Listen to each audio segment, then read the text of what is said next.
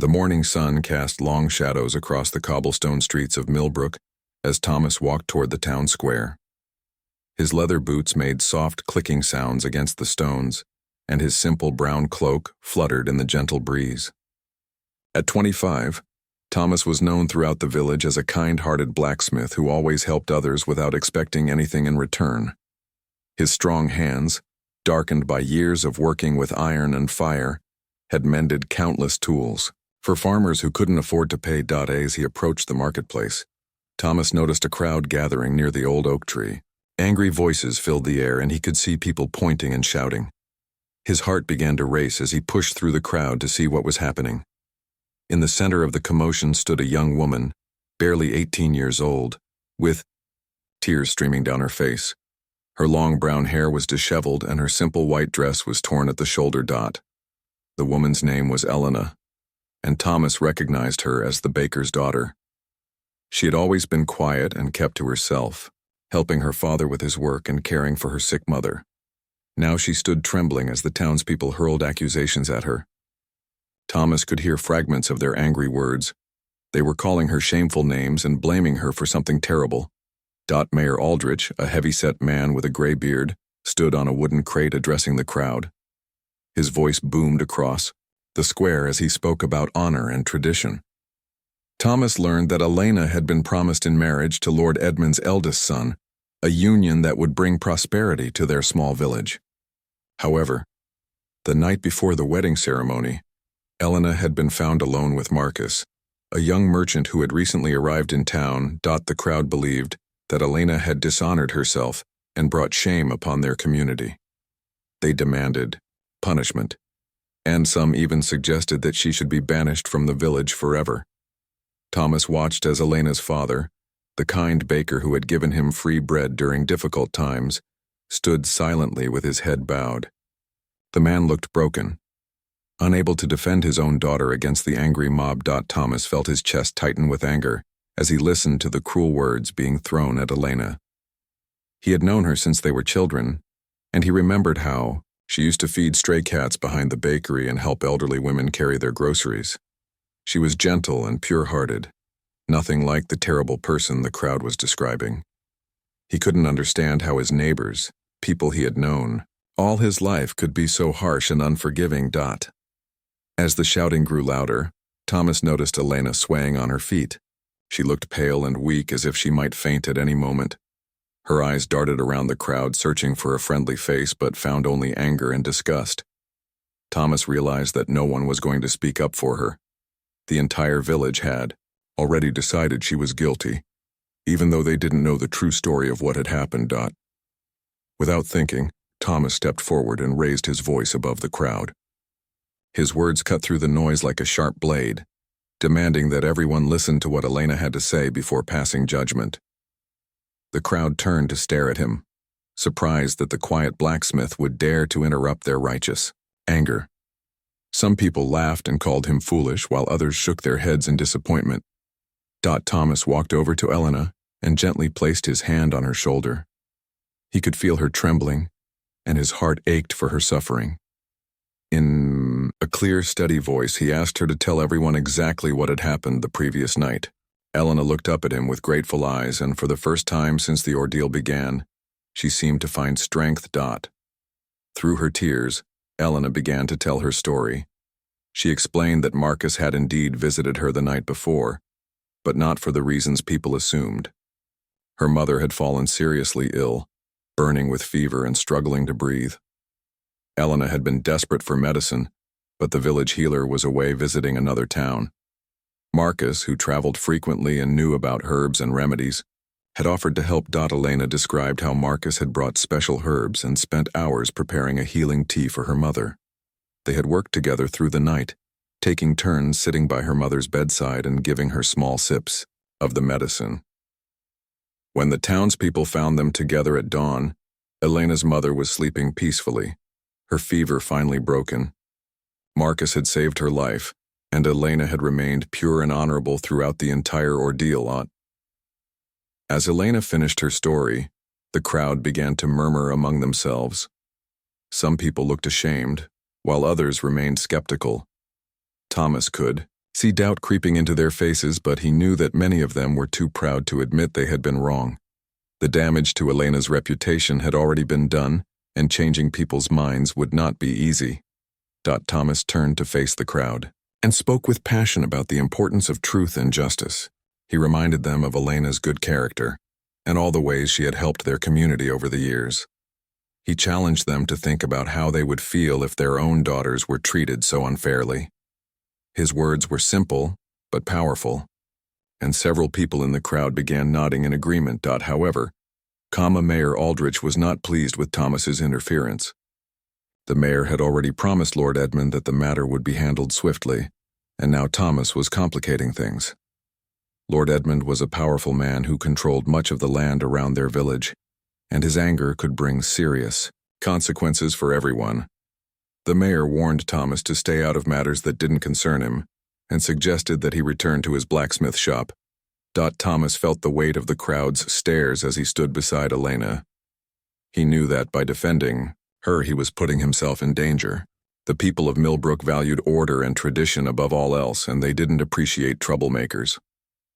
Some of his longtime customers were already whispering among themselves, and Thomas realized that his business might suffer because of his actions. Despite the risks, Thomas couldn't bring himself to abandon Elena. He had watched too many good people suffer in silence while bullies and cowards had their way. This was his chance to do something meaningful, to stand up for what was right, even if it cost him everything. He looked into Elena's eyes and saw hope flickering there like a candle flame in the darkness. As the crowd began to disperse, Thomas helped Elena walk home to her father's bakery. The streets felt different now, colder and less welcoming than they had that morning. Thomas knew that his life in Millbrook would never be the same. He had made a choice to protect an innocent person, but the consequences of that choice were only just beginning to unfold. The next morning brought no relief for Thomas. As he opened his blacksmith shop, he noticed how quiet the street seemed. Usually, farmers would be lining up by dawn with tools that needed fixing, but today his shop remained empty. The forge sat cold and unused while Thomas waited for customers who never came. Through his window, he could see people walking past without making eye contact, their faces turned away as if he carried some terrible disease. By midday, the situation became clear. Word had spread quickly through Millbrook about Thomas's defense of Elena, and the townspeople had decided to punish him for his interference. Mrs. Henderson, who had brought him her cooking pots every month for 3 years, crossed to the other side of the street when she saw him. Old Mr. Peterson, whose plow Thomas had repaired countless times, simply looked through him as if he were invisible. Thomas tried to focus on organizing his tools and maintaining his equipment, but the silence pressed down on him like a heavy stone. He had always taken pride in being useful to his community, in being someone people could count on when their tools broke or their horses needed new shoes. Now that identity was crumbling around him, and he felt lost and uncertain about his future. Around noon, Elena's father arrived at the shop carrying a small cloth bundle. The baker's face was pale and drawn, showing the stress of the past day. He placed the bundle on Thomas's workbench and unwrapped it carefully, revealing fresh bread still warm from the oven. The smell filled the shop with a comforting warmth that contrasted sharply with the coldness Thomas had experienced all morning. "I want to thank you for what you did yesterday," the baker said quietly, his voice barely above a whisper. "Elena told me everything that really happened that night. Marcus truly was helping my wife, and my daughter's honor remains intact. You were the only one brave enough to stand up for the truth when everyone else had already made up their minds." Thomas accepted the bread gratefully, realizing he hadn't eaten anything since the previous evening. As he broke off a piece and tasted it, the baker continued speaking. He explained that Elena was devastated by what had happened and blamed herself for Thomas's troubles. She spent most of the previous night crying and refusing to eat, convinced that her problems had destroyed an innocent man's life. The baker also brought disturbing news from around the village. Lord Edmund had heard about the incident and was furious that his son's wedding had been disrupted. The Lord was known for his violent temper and his harsh treatment of anyone who crossed him. He had already sent messages to other villages, warning them not to do business with Thomas and describing him as a troublemaker who interfered with noble affairs. Even more concerning, Mayor Aldrich had called a town meeting for that evening. The baker had overheard conversations suggesting that the mayor planned to ask the townspeople to vote on whether Thomas should be allowed to remain in Millbrook. The mayor argued that Thomas's actions had brought unwanted attention to their peaceful village and could result in punishment from Lord Edmund that would affect everyone. Thomas felt his stomach drop as he absorbed this information. Banishment from Millbrook would mean losing everything he had worked for his entire adult life: his shop, his home, his relationships with people he had known since childhood. All of it could disappear because he had chosen to defend an innocent person. He wondered if he had made a terrible mistake, if his good intentions would ultimately cause more harm than good. As the afternoon wore on, Thomas received an unexpected visitor. Marcus, the traveling merchant who had helped Elena's mother, appeared at his shop looking worried and apologetic. The young man had heard about Thomas's troubles and felt responsible for the entire situation. He explained that he had tried to speak with the townspeople, offering to testify about what really happened that night. But no one would listen to him. Marcus was an outsider, and the people of Millbrook didn't trust his word. They assumed he would say anything to protect himself and Elena from accusations of improper behavior. He had even offered to bring the special herbs he had used to heal Elena's mother, thinking that proof of his medicinal knowledge might convince people of his honest intentions. However, Mayor Aldrich had refused to see him, claiming that the matter was a local issue that didn't concern traveling merchants. "I never meant for this to happen," Marcus said, his voice filled with genuine remorse. "I was only trying to help a sick woman, and now you're paying the price for my presence in your village. If I had known it would cause such trouble, I would have found another way to help Elena's mother." Thomas assured Marcus that he had done nothing wrong and that helping someone in need was always the right choice. However, privately, Thomas couldn't help feeling frustrated with how complicated the situation had become. What should have been a simple act of kindness, a traveling merchant helping a sick woman, had turned into a scandal that threatened to destroy multiple lives. As evening approached, Thomas could hear people gathering in the town square for the meeting. Voices carried on the wind, and he could sense the excitement and tension in the air. He knew that many of his neighbors were probably looking forward to the drama of voting on his fate. Some of them had never liked him much anyway, jealous of his reputation as a skilled craftsman or resentful of his independent nature. Thomas considered attending the meeting to defend himself, but he realized it would probably make things worse. His presence would only remind people of yesterday's confrontation and give his critics another chance to attack him publicly. Instead, he decided to wait in his shop and accept whatever decision the townspeople made. He had spoken his conscience, defended an innocent person, and he wouldn't apologize for doing what he believed was right. As darkness fell over Millbrook, Thomas lit a single candle and sat in his empty shop surrounded by the tools of his trade. The hammer he had inherited from his father lay on the workbench beside him, its handle worn smooth by decades of honest work. He thought about his father, who had taught him that a man's character was measured not by his popularity, but by his willingness to stand up for justice when it mattered most. The sound of voices from the town square grew louder as more people arrived for the meeting. Thomas could hear Mayor Aldrich's booming voice beginning to address the crowd. Though he couldn't make out the specific words, he imagined Elena and her father sitting in their bakery, probably feeling just as anxious and uncertain about the future as he did. Thomas picked up his father's hammer and held it in his hands, drawing strength from its solid weight and familiar feel. Whatever happened at tonight's meeting, he would face it with dignity and courage. He had chosen to protect someone who needed protection, and that choice reflected the values his father had instilled in him. Even if it cost him everything, Thomas knew he would make the same decision again, if faced with similar circumstances. The town meeting lasted well into the night, and Thomas could hear the heated debates echoing through the streets long after most decent people should have been asleep. Voices rose and fell in waves of anger and disagreement, punctuated by Mayor Aldrich's attempts to maintain order. Through his shop window, Thomas could see the flickering light of torches in the town square and the shadows of people gesturing wildly as they argued about his fate. Finally, around midnight, the voices began to fade as people started walking home. Thomas heard footsteps approaching his shop and recognized the heavy, deliberate pace of Mayor Aldrich. The mayor appeared at his door, flanked by two of the town's most influential merchants.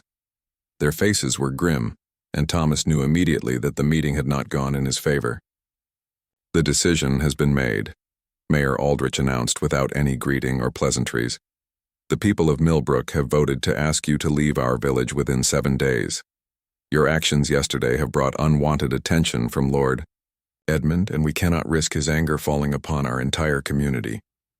You may take your personal belongings and your tools, but the shop building belongs to the village and will be given to another craftsman." Thomas nodded slowly, having expected this outcome. He had hoped that some of his neighbors might speak in his defense, but he understood their fear of Lord Edmund's power. The Lord controlled the roads that brought trade to Millbrook, owned most of the farmland around the village, and had the authority to impose heavy taxes or other punishments if he felt disrespected. From their perspective, sacrificing one man to protect hundreds made practical sense. "I understand," Thomas replied quietly. "I'll begin preparing to leave in the morning. Will I be allowed to finish any work I have promised to customers, or should I arrange for someone else to complete those projects?" One of the merchants, a man named Harold who sold fabric and household goods, laughed bitterly. "What customers? No one in this village will do business with you now, Thomas. You made your choice yesterday when you decided to interfere in matters that weren't your concern. Now you must live with the consequences of that choice." After the mayor and his companions left, Thomas sat alone in his shop trying to process what had just happened. 7 days seemed like both too much time and not nearly enough. He would need to decide where to go, pack his belongings, and find some way to transport his heavy tools and equipment. Most traveling merchants wouldn't want to burden themselves with a blacksmith's anvil and forge, and he couldn't afford to hire a wagon of his own. The next few days passed in a strange, dreamlike state. Thomas went through the motions of organizing his possessions and deciding what he could reasonably carry with him. His neighbors continued to avoid him, though he occasionally caught people watching him from their windows with expressions he couldn't quite read. Some looked ashamed, others satisfied, and a few seemed genuinely sad to see him go. On the 4th day, Elena visited his shop. She slipped in quietly during the afternoon when most people were busy with their work, her face hidden beneath a hooded cloak. Thomas could see that she had been crying, her eyes red and swollen from tears. She carried a small basket containing cheese, bread, and dried fruit, provisions for his journey. "This is all my fault," she said, her voice breaking with emotion. "If I hadn't been so foolish, if I had been more careful about appearances, none of this would have happened. You're losing everything because you tried to help me, and I don't know how to live with that knowledge." Thomas set down the hammer he had been cleaning and turned to face her fully. "Elena, you did nothing wrong. You cared for your sick mother and accepted help from someone who offered it freely. The shame belongs to the people who judged you without knowing the facts, not to you for being in a difficult situation." Elena shook her head, unwilling to accept his reassurance. "But you stood up for me when no one else would. You risked everything to defend my honor, and now you're being punished for it. How is that fair? How is that right?" "Fairness isn't always about getting what we deserve," Thomas replied gently. "Sometimes doing the right thing costs more than we expect to pay. But that doesn't mean we should stop doing what's right. If I had to make the same choice again, knowing what I know now, I would still defend you. Your life and reputation are worth more than my comfort or security." Elena began crying again, and Thomas felt helpless to comfort her. He wanted to tell her that everything would work out fine, that he would find a new place to live and rebuild his life somewhere else. But the truth was that he felt scared and uncertain about his future. He had never lived anywhere except Millbrook, never had to start over completely in a strange place where no one knew him. On the 5th day, Marcus returned to check on Thomas and offer his assistance. The traveling merchant felt deeply responsible for the entire situation and wanted to help in any way he could. He offered to take Thomas with him when he left the village, suggesting that they could travel together to the next town where Thomas might find work. "I know several villages that need skilled blacksmiths," Marcus explained. "The work might be different from what you're used to here, making horseshoes for traveling merchants instead of farm tools for local families. But it would be honest work that pays fairly. You wouldn't be starting completely from nothing if you came with me." Thomas appreciated the offer and seriously considered accepting it. Marcus seemed like a good man, honest and hard-working, and traveling with him would solve the immediate problem of where to go and how to get there. However, something held him back from making a commitment. Perhaps it was pride, or maybe a stubborn hope that somehow the situation might still change. As the 6th day dawned, Thomas felt the weight of his approaching departure more heavily than ever. He had packed most of his personal belongings into 2 large sacks and arranged his tools in the order he would need them when setting up a new shop. The work felt both practical and heartbreaking, like preparing for his own funeral. That evening, as Thomas was securing his tools with rope and canvas, he heard unusual sounds coming from the direction of the main road.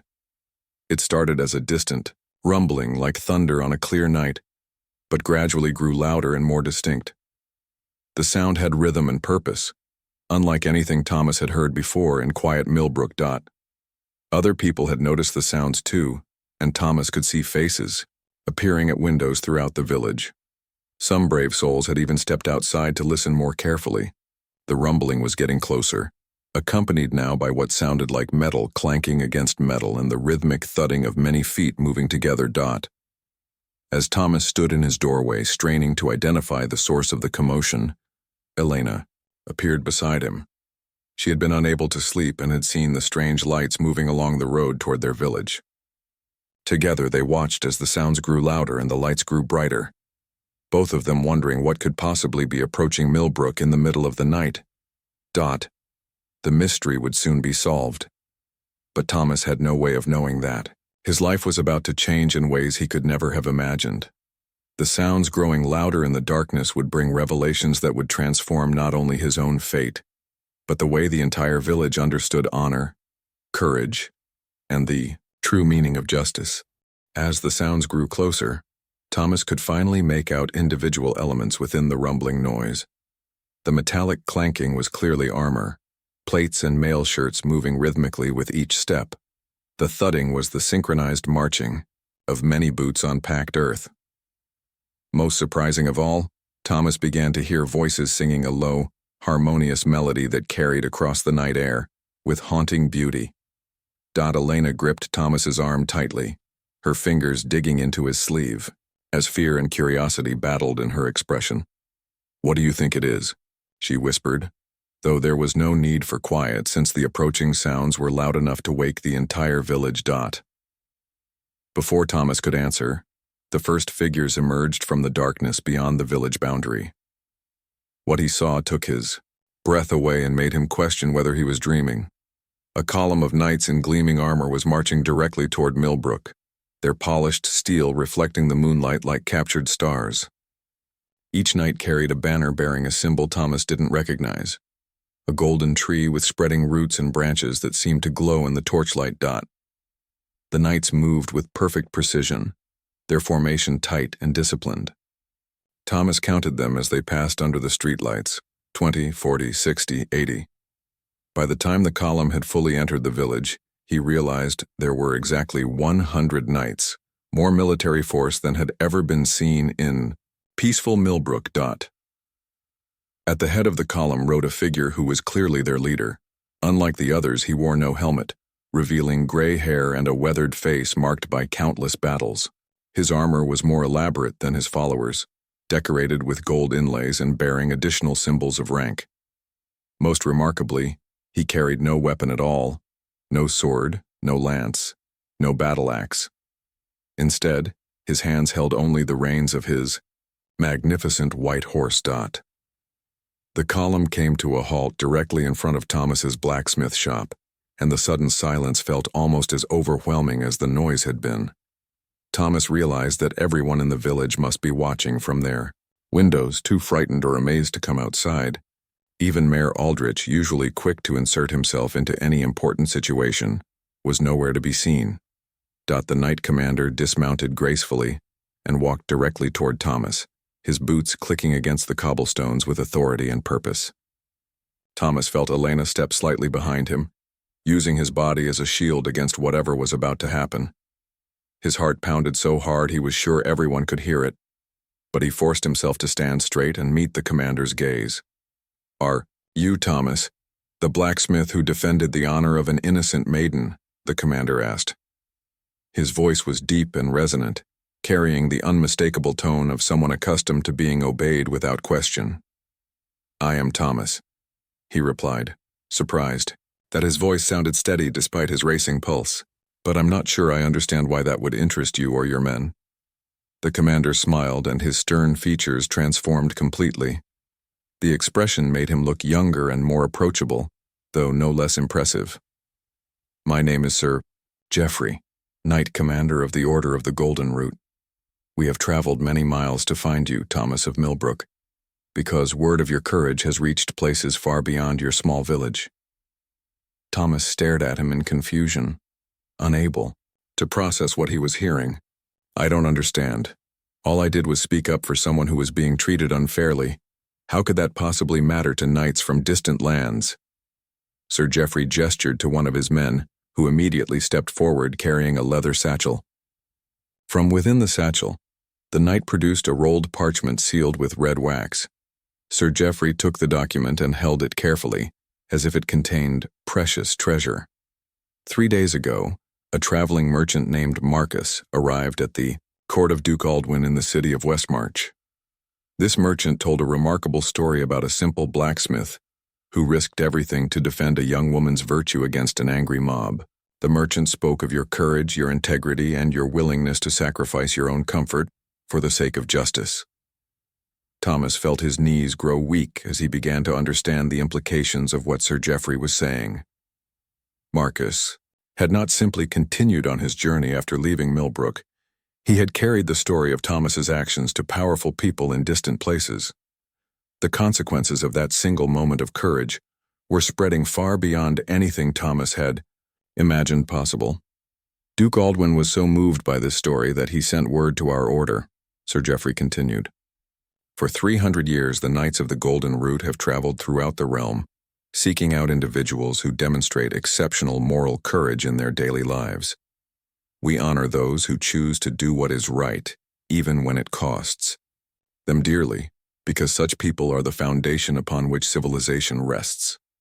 Elena stepped out from behind Thomas, her fear giving way to amazement. "You came all this way just to meet Thomas? 100 knights traveled for days just because he stood up for me?" Sir Geoffrey turned to her with a gentle smile. "Young lady, we came because Thomas demonstrated something that is becoming increasingly rare in our world, the willingness to act according to principle rather than convenience. Too many people see injustice and remain silent because speaking up might cause them problems. Thomas saw injustice and spoke up anyway, knowing it would cost him dearly." The commander unrolled the parchment and began to read from it in a voice that carried clearly through the night air. The document was a formal proclamation from Duke Aldwin, declaring Thomas to be a guardian of virtue and offering him a position as head blacksmith in the Duke's own castle. The salary described in the proclamation was more than Thomas had ever imagined earning, and the position came with a house, servants, and the promise of work that would challenge his skills in ways his village jobs never could dot. As Sir Geoffrey finished reading, Thomas noticed that people were beginning to emerge from their houses. Mayor Aldrich appeared at the edge of the crowd, his face pale and confused. Other villagers gathered behind him, all staring at the amazing scene unfolding in their quiet streets. Thomas could see Elena's father among them, tears streaming down his face as he realized what was happening. "The Duke also wanted me to deliver a personal message," Sir Geoffrey said, setting aside the formal proclamation. "He told me to tell you that honor is not about following the crowd or doing what is easy. True honor means standing alone when necessary, defending those who cannot defend themselves and choosing principle over popularity. You have shown such honor, Thomas, and it deserves to be recognized and rewarded." Thomas felt overwhelmed by the magnitude of what was happening. Just hours earlier, He had been preparing to leave Millbrook in disgrace, carrying nothing but his tools and a few personal possessions. Now he was being offered a new life beyond his wildest dreams, all because he had chosen to defend Elena, when no one else would. "But I don't understand," Thomas said, still struggling to process everything. "I'm just a simple blacksmith from a small village. What could I possibly offer to someone as important as a duke?" Sir Geoffrey placed a firm hand on Thomas's shoulder, his expression becoming serious and intense. "You offer something that cannot be bought or taught, Thomas. You offer integrity. You offer the courage to do what is right, regardless of the consequences. Those qualities are worth more than all the gold in the kingdom, and they are exactly what Duke Aldwin needs in the people who serve him." As Thomas stood in the moonlight trying to absorb the incredible turn his life had taken, Sir Geoffrey gestured to his knights. In perfect unison, all 100 men removed their helmets and placed them under their left arms. Then, in a movement that took Thomas's breath away, they all dropped to one knee in a gesture of profound respect. "We salute you, Thomas of Millbrook," Sir Geoffrey announced in his powerful voice. "You have shown the courage that we knights pledge to embody, and you deserve our honor." The sight of 100 elite warriors kneeling before him was almost too much for Thomas to comprehend. These were men who served dukes and kings, who had fought in great battles and achieved fame throughout the realm. Yet here they knelt in the dusty streets of his small village, paying tribute to a simple blacksmith who had done nothing more than speak up for what was right. Thomas looked around at the faces of his neighbors, and what he saw there told a complete story of transformation. Mayor Aldrich, who had been so quick to banish Thomas just days earlier, now looked terrified and ashamed. The mayor realized that he had just tried to exile someone who was being honored by the highest nobility in the land, and the political consequences of that mistake could be severe. Mrs. Henderson, who had crossed the street to avoid Thomas just days earlier, was now staring at him with wonder and regret. Old Mr. Peterson, who had looked through Thomas as if he were invisible, was shaking his head in amazement and whispering to his wife. Throughout the crowd, Thomas could see the same expressions repeated: shock, amazement, and the dawning realization that they had terribly misjudged the situation. Elena stepped forward and placed her hand on Thomas's arm, tears of joy streaming down her face. "Thomas, this is incredible. You're going to have a new life, a better life than you ever imagined possible. The Duke recognizes your worth even if the people here were too blind to see it." Thomas looked down at her kind face and felt a mixture of emotions he couldn't fully sort out. He was grateful for this amazing opportunity, excited about the possibilities it represented, and deeply moved by the honor the knights were showing him. However, he also felt sad about leaving behind the only life he had ever known, even though that life had recently become difficult and painful. Sir Geoffrey stood and raised his hand, signaling his knights to rise as well. The coordinated movement was impressive in its precision, demonstrating the discipline and training these men had received. "Thomas, Duke Aldwin has instructed us to escort you to Westmarch whenever you are ready to travel. We can wait while you gather your possessions and say your farewells, or we can return at a later time if you need more days to prepare." Thomas realized that everyone was waiting for his response, and the weight of the moment settled on his shoulders. This was the most important decision of his life, and whatever he chose would determine not only his own future, but also how this incredible night would be remembered in Millbrook's history. "I am deeply honored by Duke Aldwin's offer," Thomas said carefully, his voice carrying clearly through the silent night air. "But before I accept, I need to know that Elena and her family will be protected here. The original problem that caused all this trouble hasn't been solved. Lord Edmund is still angry about his son's disrupted wedding, and he might take his revenge on innocent people after I'm gone." Sir Geoffrey nodded approvingly, as if Thomas had just passed an important test. "Your concern for others, even in your moment of triumph, confirms everything Marcus told us about your character. However, you need not worry about Lord Edmund. Duke Aldwin's influence extends far beyond that of a simple lord, and he has already sent word that Elena and her family are under his personal protection. No harm will come to them." This news brought visible relief to Thomas, and he could see Elena's father wiping away tears of gratitude in the crowd. The baker had been living in fear of Lord Edmund's revenge ever since the incident began, and now he knew his family would be safe regardless of what happened next. Thomas also thought about Marcus, the traveling merchant whose kindness had started this entire chain of events. What about Marcus? He helped Elena's mother and then spoke up for me at the Duke's court, putting himself at risk to help people he barely knew. Shouldn't he be rewarded as well? Already done, Sir Geoffrey replied, with a smile.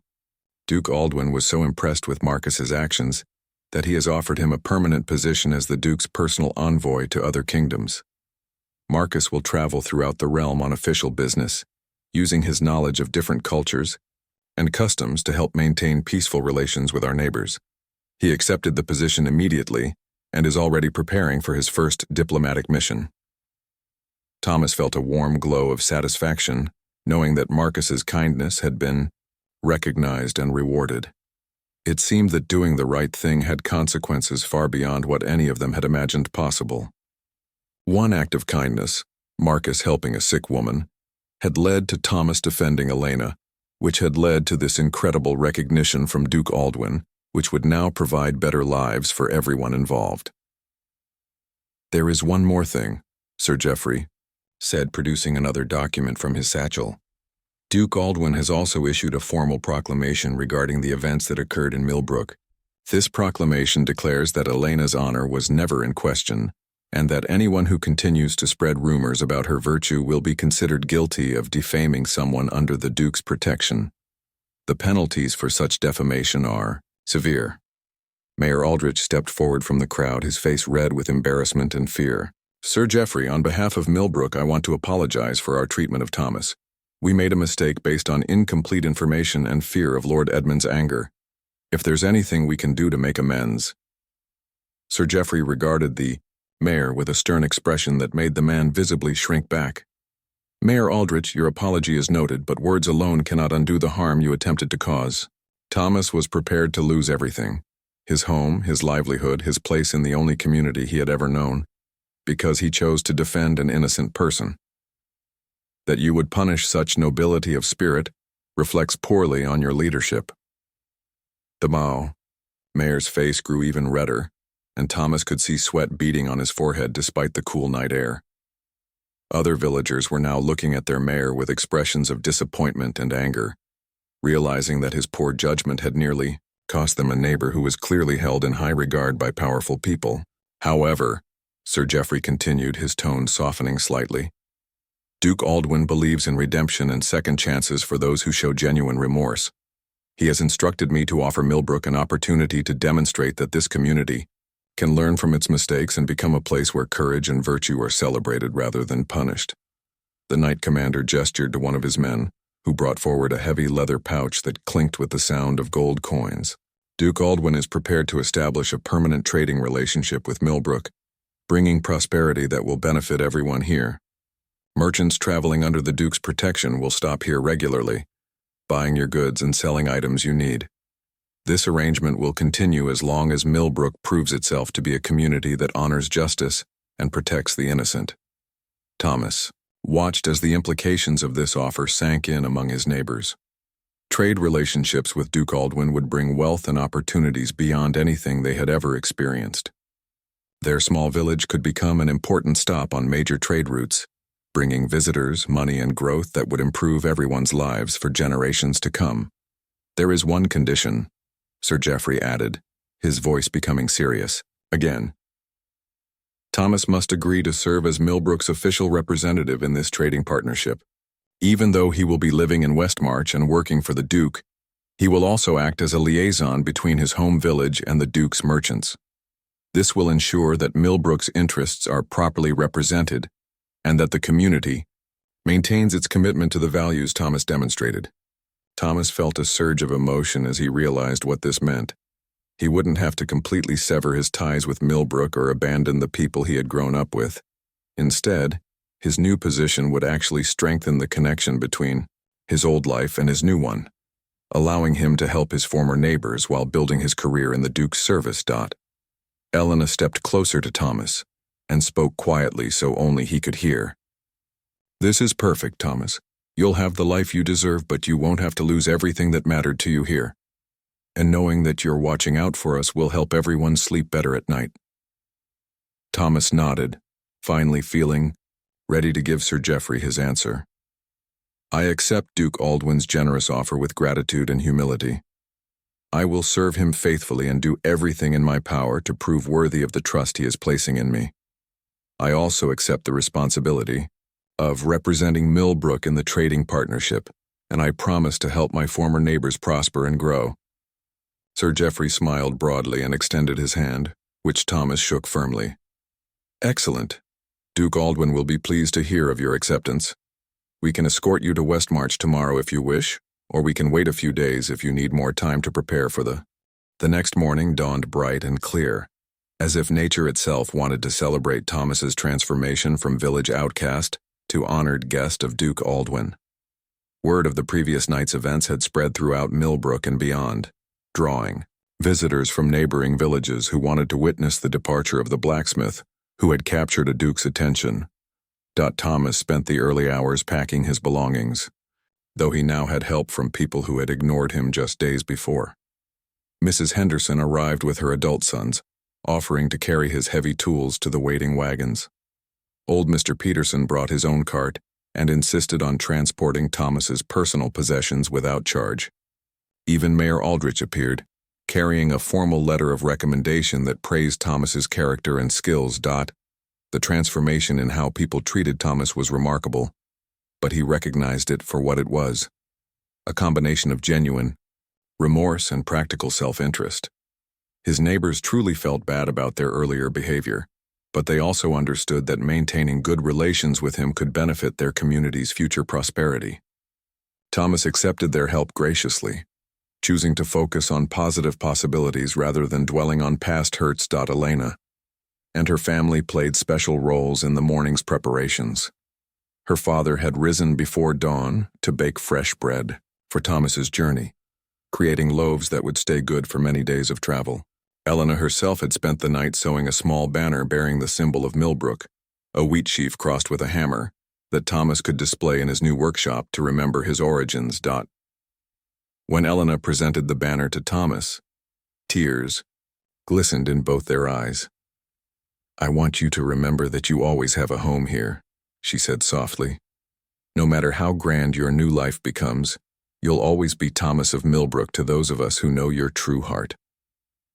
Thomas accepted the banner with deep emotion, understanding that it represented more than just a reminder of his birthplace. It symbolized the values that had shaped him, the experiences that had made him strong, and the relationships that would continue to matter regardless of how far he traveled or how high he rose in Duke Aldwin's service.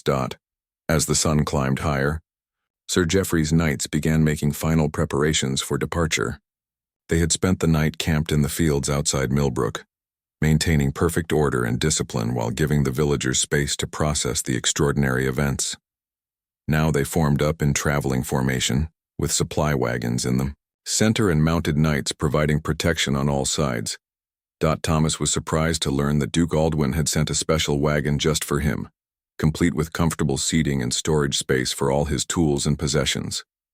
The wagon was painted in the Duke's colors and bore his coat of arms, marking Thomas as someone traveling under official protection. The honor of such treatment was almost overwhelming for someone who had grown up in humble circumstances. Before climbing into his wagon, Thomas asked Sir Geoffrey for permission to address the gathered crowd of villagers. The knight commander readily agreed, understanding that Thomas wanted to leave on a positive note that would help heal the community's divisions and establish a foundation for future cooperation. Thomas stood on the steps of his former blacksmith shop looking out at faces he had known his entire life. Some of these people had supported him during his recent troubles. Others had remained neutral, and still others had actively participated in his persecution. Now all of them looked up at him with a mixture of admiration, regret, and hope for the future. Friends and neighbors, Thomas began, his voice carrying clearly through the morning air. What happened here over the past week taught all of us important lessons about courage, justice, and the power of standing up for what is right. I want you to know that I hold no grudges against anyone who made mistakes during this difficult time. Fear and uncertainty can cause good people to make poor choices, and I understand the pressure you felt to protect our community from Lord Edmund's anger. Several people in the crowd wiped away tears as Thomas continued speaking. His words of forgiveness were clearly heartfelt, and they provided a healing balm for consciences that had been troubled by guilt and regret. More importantly, Thomas went on, I want you to remember Elena's courage during this ordeal. She told the truth even when it was difficult, maintained her dignity under attack, and never sought revenge against those who had wronged her. Her example of grace under pressure should inspire all of us to behave better when we face similar challenges in the future. Elena blushed at this public praise, but Thomas could see that his words had a powerful effect on the crowd. People were looking at her with new respect and admiration, understanding that she had shown remarkable strength throughout the entire ordeal. Thomas hoped that this recognition would help restore her reputation completely and ensure that she would be treated with the honor she deserved. Finally, Thomas concluded, I want you to know that even though I'm leaving Millbrook to begin a new life, this will always be my home. The values I learned here, the relationships I formed here, and the lessons I was taught here will guide me wherever I go. I hope to use my new position to help this community prosper and grow, and I look forward to maintaining strong ties with all of you for many years to come. The crowd erupted in applause and cheers as Thomas finished speaking. People called out words of encouragement, apologies, and promises to make him proud. The atmosphere was completely different from the hostile confrontation that had taken place just a week earlier, demonstrating how dramatically circumstances could change when truth prevailed over prejudice. Sir Geoffrey approached Thomas as the crowd began to disperse. That was well said, Thomas. You showed wisdom beyond your years in how you handled that farewell. Duke Aldwin will be pleased to learn that his new head blacksmith possesses diplomatic skills as well as technical expertise. As Thomas climbed into his wagon for the journey to Westmarch, he took one last look around Millbrook. The village looked the same as it always had. Small wooden houses with thatched roofs, narrow streets paved with cobblestones, gardens full of vegetables and flowers. However, Thomas knew that everything had fundamentally changed, not just for him but for everyone who lived there. The column of knights began moving, with Thomas's wagon positioned near the front where Sir Geoffrey could easily speak with him during the journey. As they passed through the village center, people lined the streets to wave farewell, their faces reflecting genuine warmth and affection. Children ran alongside the wagons, excited by the spectacle of so many knights in gleaming armor. Elena walked beside Thomas's wagon as far as the village boundary, her hand resting on the side rail as they talked quietly about hopes and fears for the future. When they reached the point where she could go no farther, she squeezed his hand one final time and spoke words that would stay with him forever. Remember, Thomas, that true nobility isn't about titles or wealth or living in castles. It's about having the courage to do what's right when it matters most. You've already proven that you possess that kind of nobility, and nothing in your new life will change that essential truth about who you are. As the wagon carried Thomas away from Millbrook toward his extraordinary new future, he understood that Elena was absolutely right.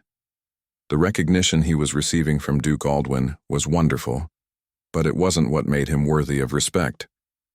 His worth came from the choices he had made when faced with moral challenges, and those same values would guide him through whatever adventures and responsibilities lay ahead. Behind him, the village of Millbrook grew smaller in the distance, but the lessons it had taught him would remain with Thomas forever.